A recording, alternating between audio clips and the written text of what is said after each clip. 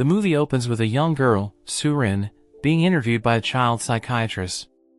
She visibly tenses when the doctor sets up a camera, but then begins her story. Years ago, her mother married Dukyun, but tragically passed away soon after, leaving Surin to live with her stepfather. Their lives take another turn when Dukyun is assigned to a construction project on the remote island of Wano, forcing them to move. Since her mother's death, Surin has been withdrawn and unhappy, rarely speaking and keeping her distance from her stepfather. Even at her new island school, despite opportunities to make friends, she prefers solitude. Meanwhile, Dukyun, as the chief of the tunnel construction site, often works overnight. Explosions are a constant, and the islanders are strictly forbidden from entering the construction zone. One evening, Surin is engrossed in her phone, reading comments on her blog about wormholes. After her mother died, she'd sought escape, finding solace in researching wormholes and supernatural phenomena. She even discusses these topics online using the school's computers. One day, she accidentally leaves her computer open, leading to her classmates discovering her posts and making fun of her. On her way home, Surin encounters Sungmin, a boy from an orphanage. He tries to befriend her, but she simply ignores him.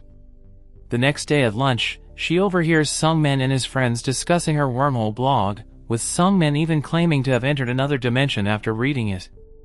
Later, as she walks home, Sungmin follows her, telling her he believes everything she's written. Their shared interest in the supernatural quickly sparks a friendship.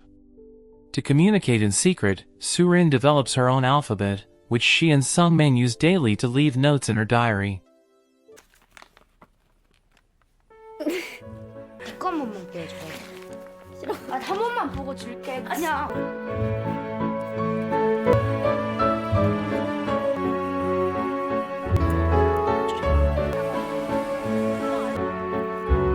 After school, their routine involves exploring the town in search of ghosts. During one of these adventures, Sungmin leads Surin to an abandoned wooden house deep in the forest. They explore, talking for hours and carving into wax blocks.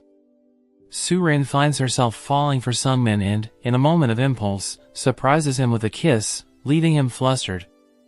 One day, Surin finds Sungmin and 3 of his friends planning to sneak into the construction site to watch the explosions. She joins them, and the kids make their way through the woods, carefully avoiding adults. As they cross the fence into the site, one of the boys gets cold feet and runs back home. The remaining 4 hide behind a cliff, but their anticipation turns to disappointment when no explosions occur. While exploring the jungle, they stumble upon a tiny cave. They decide to venture inside, one by one, until they reach the end, where a bright, glowing substance is submerged in water. Surin assumes it's a meteoroid. Sungmin bravely dives in to retrieve it. Once out of the tunnel, the object stops glowing. The kids notice it looks like an egg.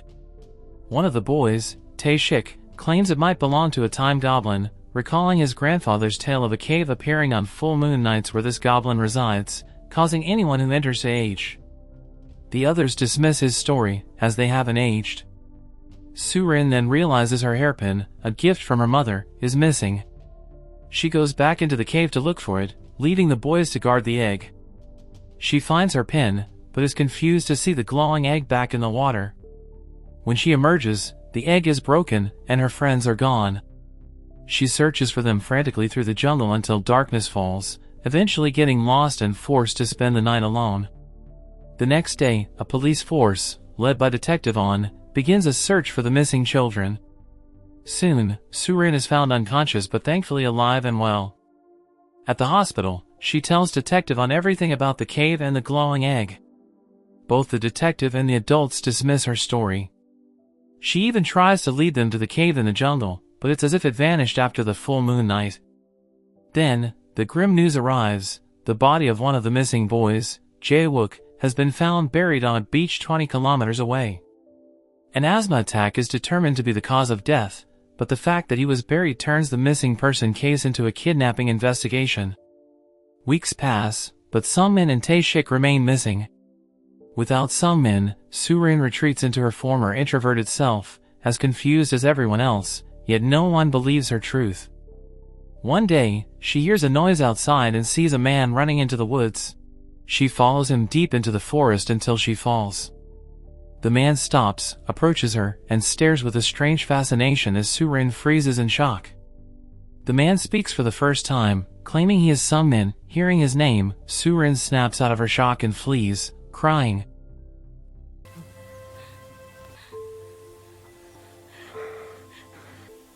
나 성민이야.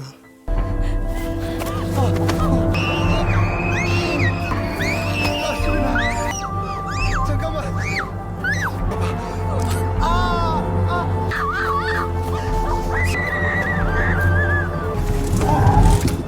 She runs into Dukhyun's car and frantically tells him about the man. The police are immediately informed and begin searching the woods, assuming the man is the kidnapper. Detective On questions Surin, and she reveals the man was pretending to be Sungmin. The police don't find the supposed kidnapper, but they do discover Surin's diary, filled with notes between her and Sungmin. Surin is astonished to find pages filled with Sungmin's writing, detailing everything that happened after she went back into the cave for her hairpin. According to Sungmin's notes, curious about the egg's contents, he broke it without waiting for Surin, only to find it empty. When Surin didn't return, Sungmin went back into the cave, discovering her frozen in place. He tried to talk to her and move her, but she was unresponsive. Moments later, he noticed a drop of water levitating. Coming out of the cave, he saw birds also frozen midair. The boys then went to town and discovered everyone, including their families, was paused. They realized time had frozen for everyone but them. For the first few days, they were overjoyed, eating and drinking whatever they pleased, sleeping whenever they wanted, and playing all day. But after a month or so, boredom set in. They decided to leave the island to see if they were truly the only moving people on Earth.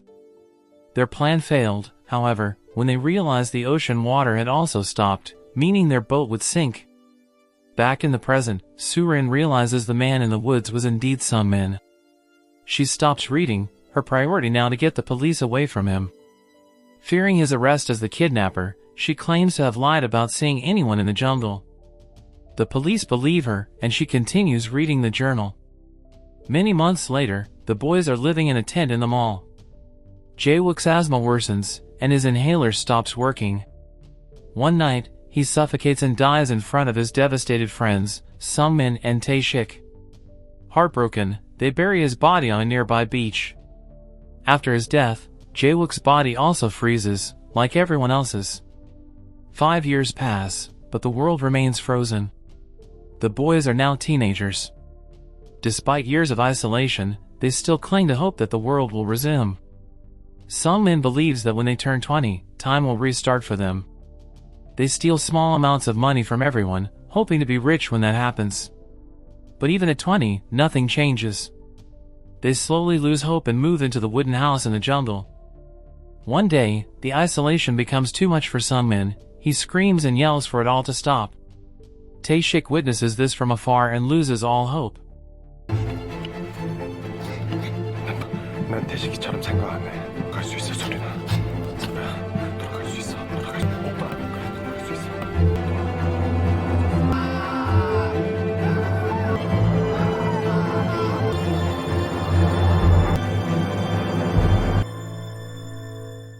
Some days later, Sungmin notices the moon's shape changing, a sign that the world is about to resume.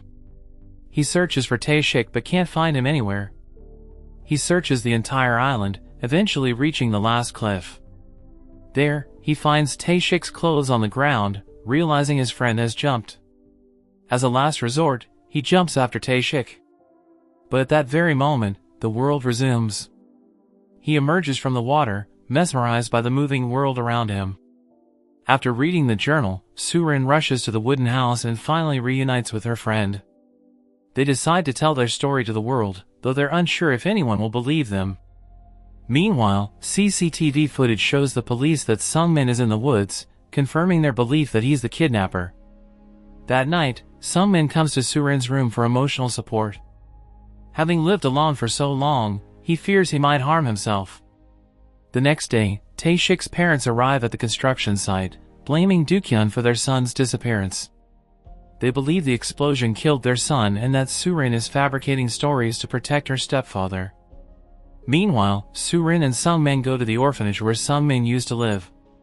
Surin explains everything to the warden, but as she steps outside to call Sungmin, her father drags her away.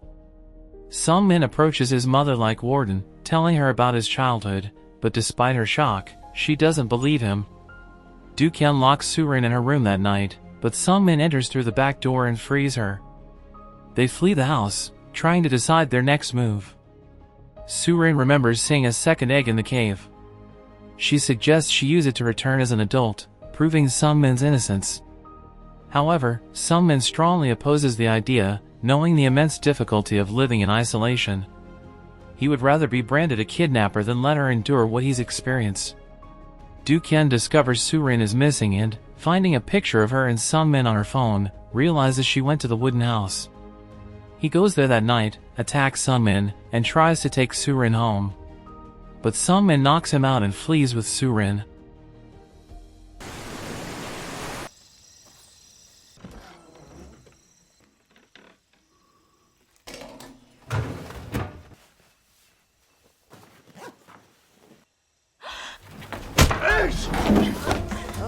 성민아!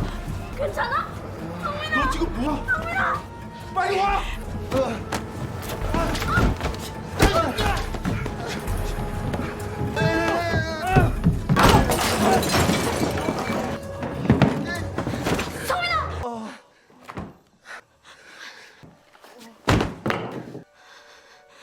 The next day, the police investigate the wooden house, convinced the kidnapper is manipulating Surin into believing he's Sungmin. News of Surin's disappearance is on TV, and the police soon locate them. A chase ensues, and Surin turns herself in to save Sungmin. Before they're separated, she asks him to meet her at the cave. Detective Un tries to convince Surin the kidnapper is lying, but she doesn't believe him. She feigns needing the bathroom and escapes to the cave. She retrieves the glowing egg and offers it to Sungmin, but he refuses, not wanting her to use it.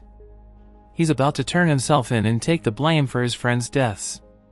He runs into the woods, with Surin following. At the same time, the police arrive and chase after them. They stop at the edge of a cliff. An officer grabs Sungmin, accidentally pushing Surin off the cliff in the process. The detective tries to help Surin, but both end up dangling. Sungmin tries to save them, but before he can, they fall. To save them, Sungmin breaks the egg again, stopping time.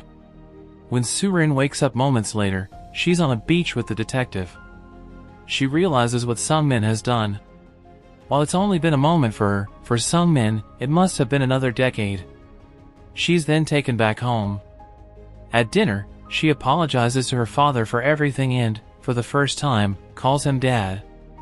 The detective comes to inquire about their fall. Surin doesn't answer, but he realizes she's been telling the truth all along. He suggests she give a false statement to the media, claiming the kidnapper manipulated her. This way, those accusing her of killing her friends, along with the kidnapper, will be proven wrong.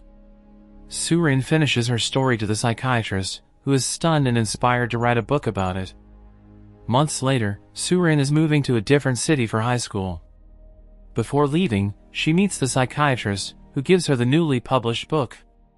On her way to the ferry, Surin thinks she sees Sungmin through her car window and runs to him, but finds no one. However, sometime later, the two finally meet on the ferry deck. The movie ends as they gaze at each other. So what did you think of this movie? Leave it in the comments below, and if you enjoyed the video, please like and subscribe for more movie recaps. See you in the next video.